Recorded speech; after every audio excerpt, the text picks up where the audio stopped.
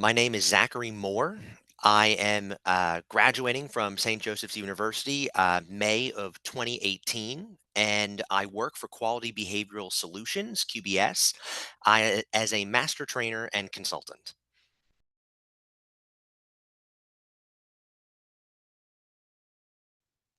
In my current role, I have the opportunity to train a competency based curriculum all across the nation. By competency based curriculum, what I'm doing is I'm teaching teachers, I'm teaching counselors, I'm teaching resource officers how to respond to challenging situations with the people they are supporting. So, their students, their patients, the people who they support daily might engage in challenging behaviors. Maybe it's some kind of medication refusal, refusal to do work in the school place. Maybe they're hitting things, throwing things, in some cases, even being very violent. What we teach is a curriculum for how to de escalate people who are having those challenging behaviors and how to help staff realize the goal of treatment in a lot of these places isn't just decreasing that challenging behavior, but finding ways to reinforce and encourage more desirable behaviors at all times. So, really swapping out why are we engaging in the challenging behavior and what is underlying that for what skill can we give such that they can access that more easily and in a much more socially desirable way. It's a wonderful role and I get to do it daily.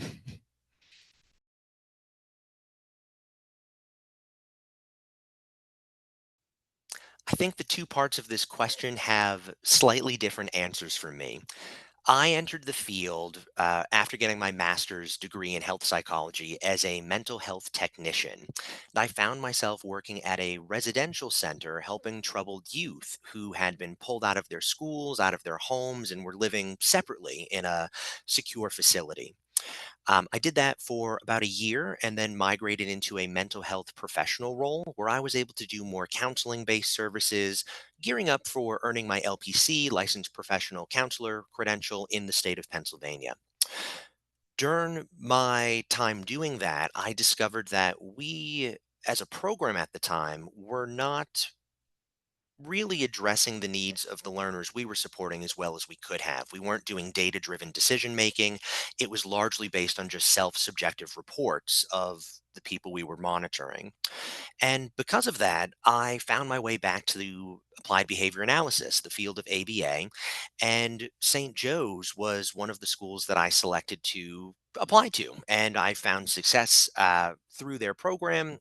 So I didn't really enter my current role until after going back and getting a postgraduate certificate through St. Joe's University. Since then, however, I've been board certified behavior analyst. I was able to pass that exam first try. St. Joe's prepared me well, along with the mentors I had along the way. So my entry into the field of behavior, while a little late and mixed in terms of how I started to where I got to, um, has been very rewarding for me. And I'm proud to be able to say that that decision to go back and further my own professional development has been very worthwhile.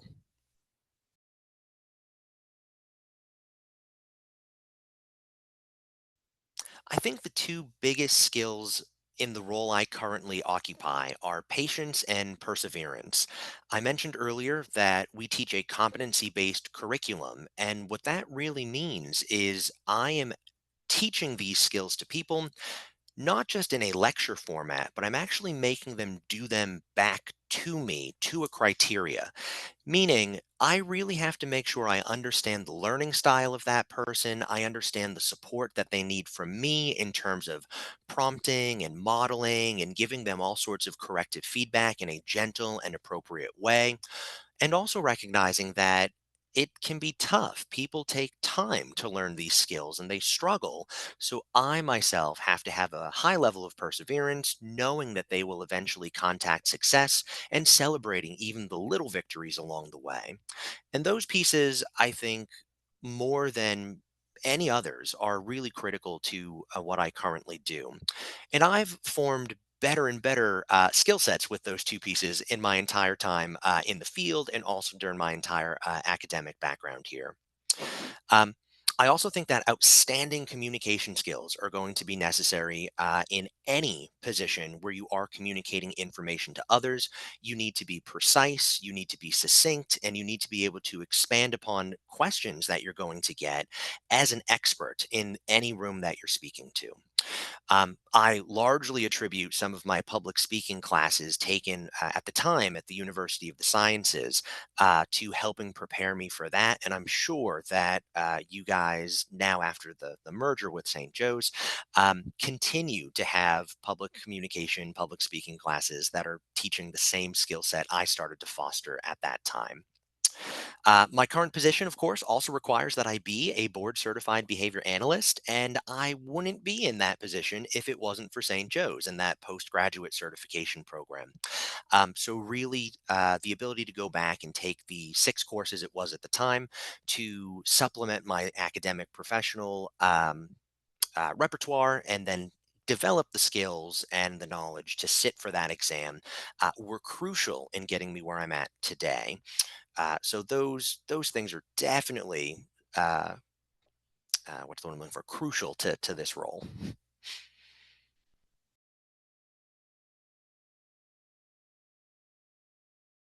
This one is a unique one. I think that there's no bad way to prepare for a career like mine or a career in the field.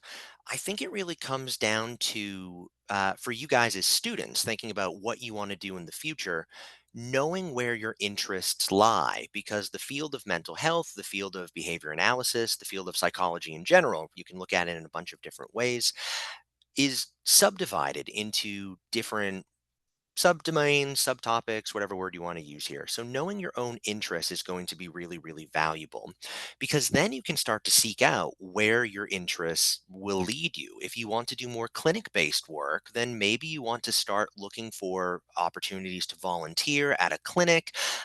If your passion is helping people on the autism spectrum, you might want to find yourself working with persons who have autism or finding more about maybe local community services that you could provide to the community of persons living with autism spectrum disorder or anything like that.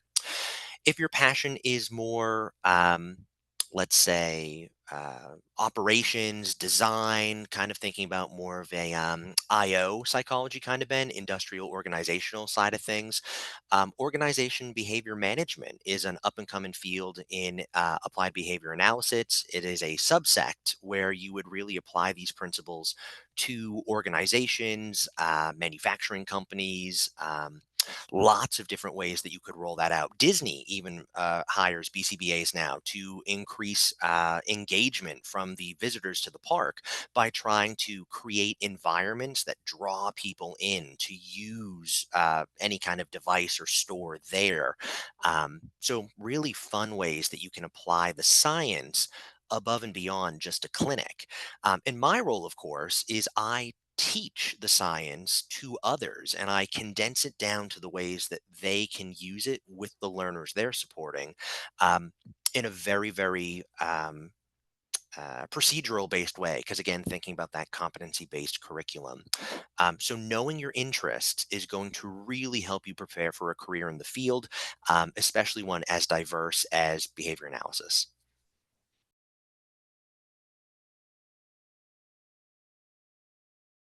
I think that making and maintaining connections in any capacity is going to be valuable. You never know how valuable somebody is going to be to you until that day comes where you're like, wow, it's so good that I made that connection. So great that I know this person. And you can make connections in a lot of ways. You can do those face to face meetings. LinkedIn is a wonderful tool for connecting with people nowadays, even other social media sites. Facebook is great. And in terms of the field, thinking about behavior analysis, there are Facebook groups, there are professional LinkedIn groups that you can follow. So finding and maintaining those connections is great. I'll give you a personal example of this. I did research with Dr. G. David Smith and Dr. Lambert at U Sciences. So I had the opportunity to do some research with both of them. And years later, when it was time for me to do my supervision hours to become a BCBA, I reached out to Dr. Smith and I said, "Hey, can you be my mentor? Can you walk me through the professional aspects of this field and really support me in earning my clinical hours to be able to sit for my board exam?" I hadn't spoken to him in 4 years. We had published the work together and kind of gone our separate ways. He was ecstatic to be able to have the opportunity to work with me, to mentor me through that, and we still keep in regular contact even now. He's one of my strongest references when looking for new opportunities, and he is somebody who I try to sync up with whenever we're going to conferences or something similar. So, making connections, even ones that you don't think will bear any fruit in the future, and maintaining them winds up being very, very important, sometimes in ways you never knew it would be.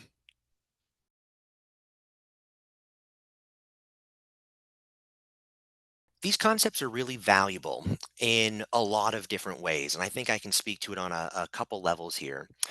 As mentioned earlier, I entered this field a little later in life than I think I otherwise would have. So I had gone through and done my graduate program, and I came back to ABA.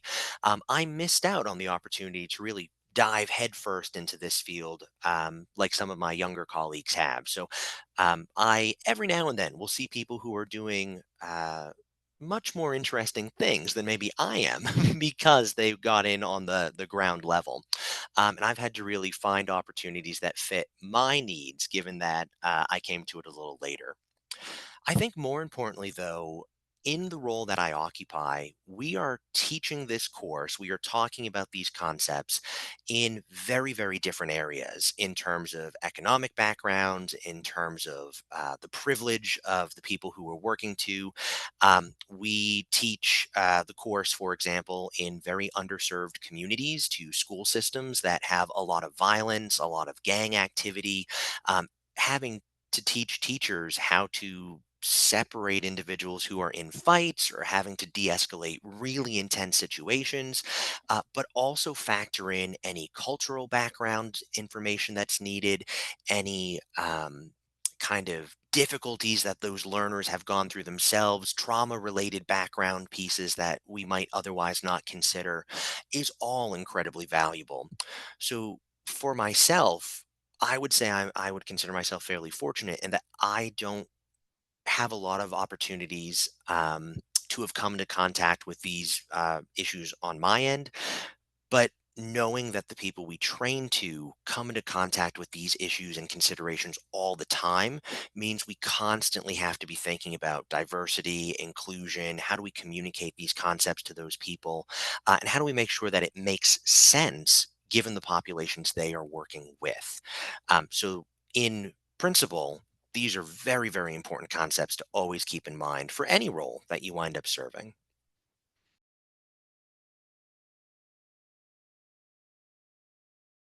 Since coming to the field of applied behavior analysis, I've hit a couple barriers along the way. As mentioned, I got to reach out and find Dr. Smith as a mentor, and he was able to really guide me through the process of becoming uh, a great person in the field, essentially. So he really helped shepherd me into that role.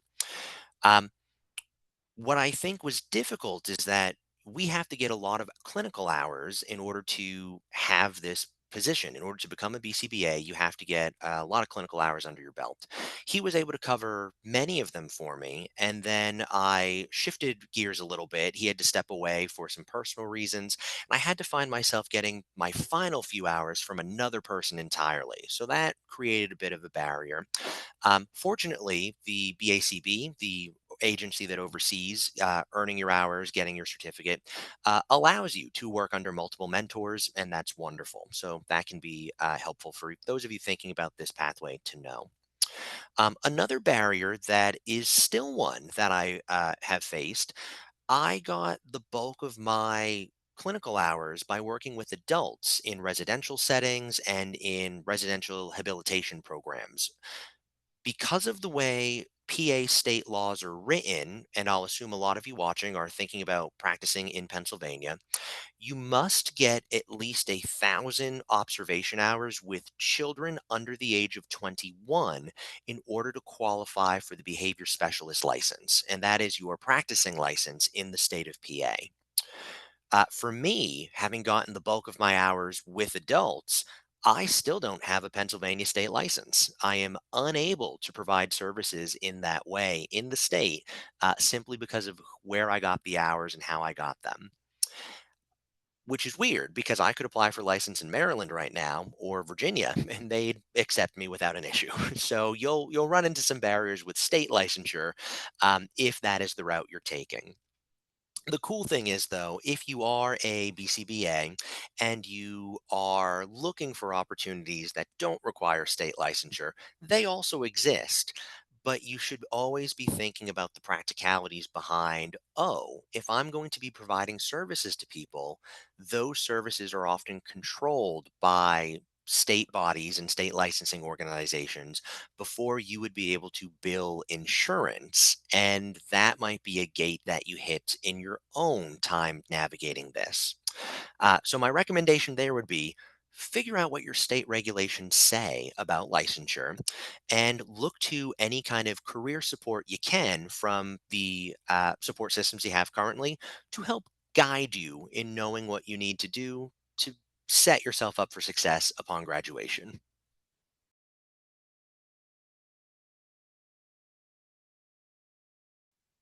There's a lot of resources available, and a quick Google search for applied behavior analysis conferences, groups will probably turn up a whole bunch of things that you could look for and get a lot of value out of.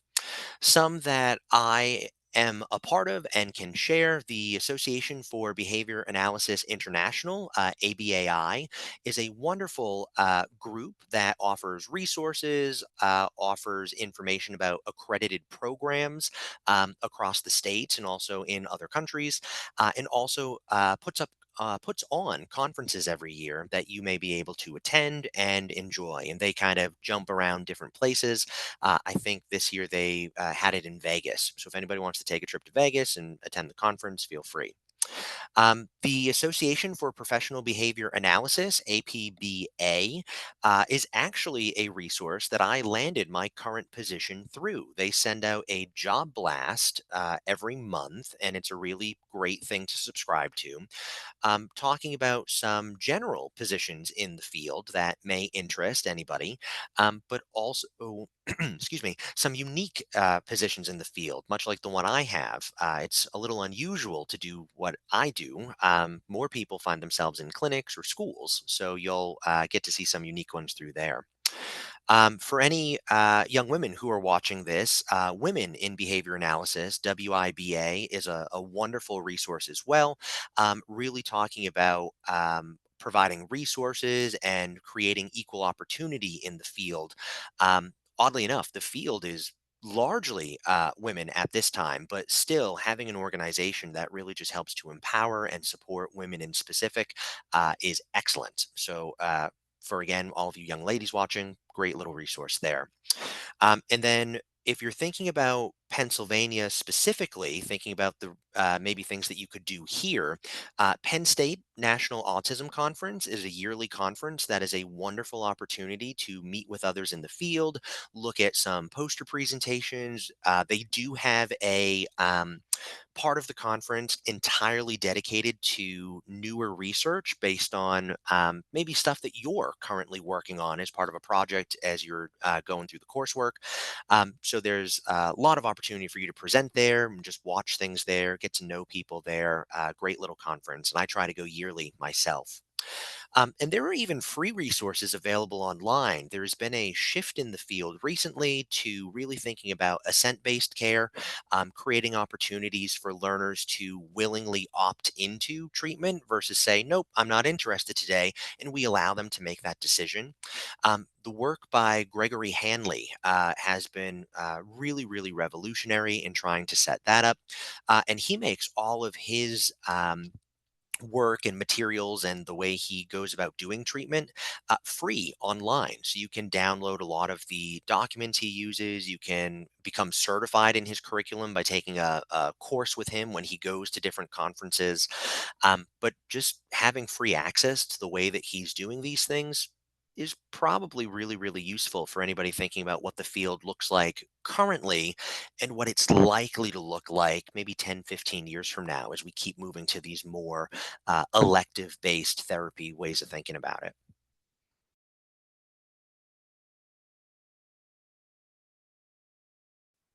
In reflecting on my entire time with SJU, thinking even back to my time with U Sciences, I think it would have been nice to know earlier that there is a very big difference between the way that you will learn about the field of psychology, the field of behavior, the field of mental health, the intricacies of that, the studies behind that, and how you will practice the use of those things. There's a bit of a big divide.